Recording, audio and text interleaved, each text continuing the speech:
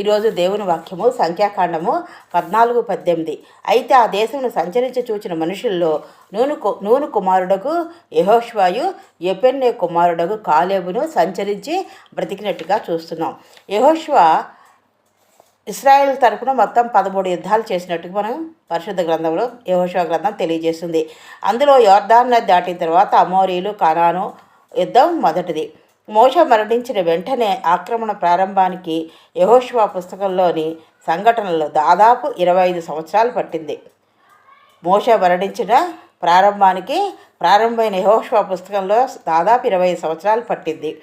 మరియు యెహోషువ యొక్క ఆఖరి రోజులు మరియు మరణం దాదాపు 20 సంవత్సరాలు తర్వాత వచ్చిందని పరిశుద్ధ గ్రంథం తెలియజేస్తుంది.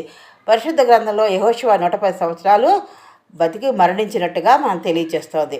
సంఖ్యాకాండంలో 14:29-37 చూసుకుంటే ఇశ్రాయేల్ యొక్క తిరుగుబాటు, వారు సణక్కోవడము, వాళ్ళు గొణుక్కోవడము, వాళ్ళకి దేవుడిదిగా విరోధంగా ప్రవర్తించడం చూసిన దేవుడైన యెహోవా వాళ్ళు పాలుతెరలు ప్రవహించే దేశంలో ప్రవేశించరు, ఇది నిశ్చయము, మీలో ఎవరును ఎవలాగా ప్రవేశించరు, మీలో 20 సంవత్సరాలు 20 ఏండ్లు మొదలుకొని పై ప్రాయం అంటే పై వయసు కలిగిన వారందరూ, నాకు విరోధముగా ఉన్న వారందరూ ప్రవేశింపరు, ఇది నిశ్చయమని దేవుడైన యెహోవా సెలవిచ్చినట్లు మనం చూస్తాం.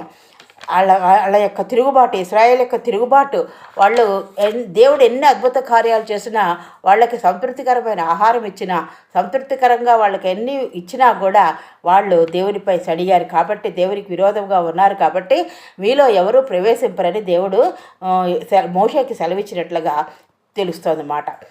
అందుకనే ఆయన ఏమన్నాడు, ఎవరు ప్రవేశిస్తారని చెప్పాడు, యెఫున్నె కుమారుడైన కాలేబు, నూను కుమారుడైన యెహోషువయు వాళ్ళిద్దరూ ప్రవేశిస్తారు.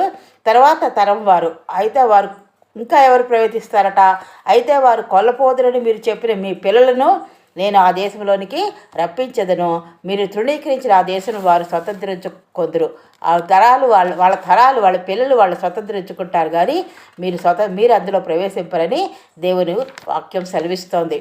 కాబట్టి